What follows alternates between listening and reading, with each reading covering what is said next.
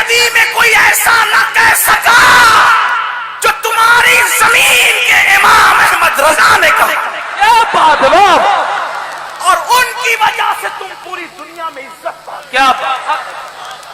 بریلی والوں، پوری دنیا میں تمہاری عزت نہ تمہارے کاروبار کی وجہ سے ہے، نہ تمہارے نسب کی وجہ سے ہے، نہ تمہارے علم کی وجہ سے ہے. کوئی بھی بریلی کا باشندہ کہیں بھی جا کے کہے میں بریلی سے آیا ہوں تو سامنے والا یہ نہیں دیکھتا علم کتنا ہے، نسب کیا ہے، تقویٰ کیا ہے، پرہیزگاری کیا ہے. بس بریلی سن کر کے عقیدت سے نظریں جھک جاتی. کیا بات ہے. تمہیں عزت ملی اس امام کی وجہ سے. اب وہ امام باتیں کیسی کرتا ہے؟ لوگ مجھ سے کہتے ہیں کیا تجھے احمد رضا کے سوا کوئی نظر نہیں آتا؟ میں نے کہا 14ویں صدی میں کوئی ایسی بولی بولتا ہو تو لا کے بتاؤ. کیا بات. کیا بات. کیا کہنے؟ توجہ کریں. امام حسین آپ کو سمجھانا چاہتا ہوں، توجہ کریں. میرے امام کہتے خون خیر الرسل سے ہے جن کا خمیر، کہ امام حسین کو نبی کے خون سے بنایا. خمیر. اگر بات سمجھ میں آتی ہے تو آپ کو کچھ بولنا پڑے گا. یہ محفل غزل نہیں کہ واہ واہ سے کام چلے، یہ محفل ذکر نبی اور آل نبی ہے. یہاں تو سبحان اللہ ہی کہنا پڑتا ہے. سبحان اللہ، سبحان اللہ. ارے جب نبی کا ذکر آتا ہے تو خدا بھی سبحان اللہ کہتا ہے. سبحان اللہ. کیا بات. نبی کے ذکر پہ خدا بھی سبحان اللہ کہتا ہے. تمہیں نہیں پتا اللہ فرماتا ہے سبحان الذی اسریٰ. سبحان. نبی کا ذکر کیا تو پہلے خود ہی سبحان اللہ کہا. جب وہ خدا ہو کے نبی کے ذکر پہ سبحان اللہ کہتا ہے تو امتی ہو کر کے تم چپ کیوں رہتے ہو اپنے نبی کے؟ سبحان اللہ، سبحان اللہ.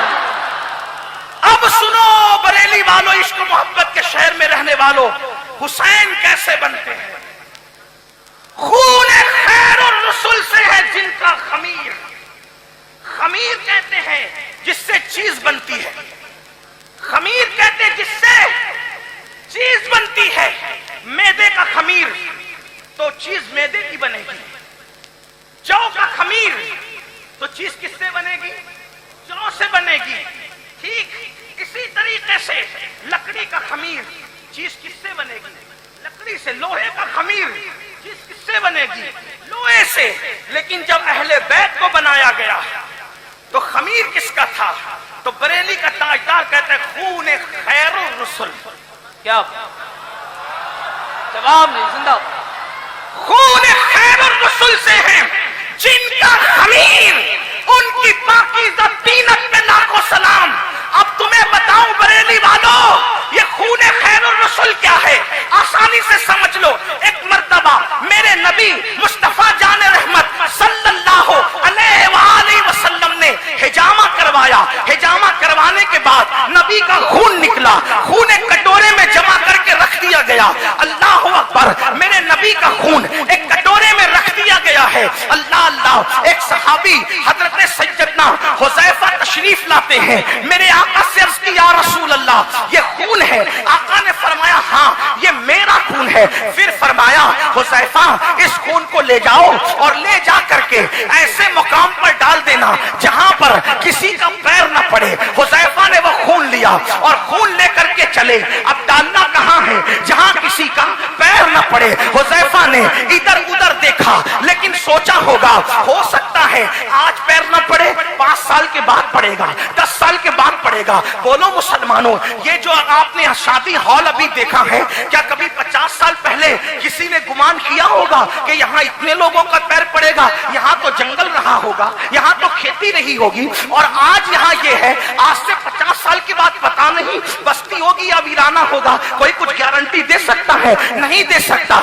آج پیر نہیں کل پیر پڑ سکتے ہیں، آج پیر ہے کل نہیں پڑ سکتے ہیں. بہت کچھ ہو سکتا ہے لیکن اللہ اکبر. سیدنا حذیفہ صحابی تھے صحابی. اللہ اکبر. انہوں نے سوچا ہوگا آج نہیں تو کل کسی کا نہ کسی کے پیر پڑیں گے. اللہ اکبر. کیا عشق تھا صحابہ کو، کیا عقیدت تھی صحابہ کو، کیا محبت تھی صحابہ کو. حضرت حذیفہ نے وہ خون لیا اور خون لے کر کے پی گئے. اور پینے کے بعد جب بارگاہ رسالت में आए, मेरे आका अलैहिस्सलाम ने फरमाया हुज़ैफा खून डाल दिया उसके मुकाम पर। अर्ज़ करते हैं हाँ या रसूल अल्लाह, मेरे माँ बाप पे कुर्बान, मैंने खून ऐसी जगह पे डाला है कि क़यामत तक किसी का पैर नहीं पड़ने पाएगा। मेरे आका ने फरमाया मुस्कुराकर, शायद तूने मेरा खून पी लिया है, शायद तूने मेरा खून पी लिया है। अब याद रखना, खून जो है वो कुरान की आयत से हराम है। अल्लाह ने जिन 4 चीजों को हराम करार दिया है उसमें से एक दम भी है, यानी खून भी है। खून की हुर्मत में, खून के हराम होने में ये किसी का इख्तिलाफ नहीं है, अल्लाह ने हराम करार दिया है। सबका खून हराम है, अगर कोई पिए तो हराम, उस पे तौबा लाजिम है। लेकिन हुज़ैफा रसूलुल्लाह का खून पी करके आते जो कटोरे में था, आका फरमाते हैं शायद तूने मेरा खून पी लिया है। उन्होंने कहा हाँ या रसूल अल्लाह। तो मेरे आका ने क्या फरमाया, हुज़ैफा अल्लाह की इज्जत की कसम, मेरा खून तेरे पेट में चला गया, जा तुझ पर जहन्नम की आग हराम कर दी गई।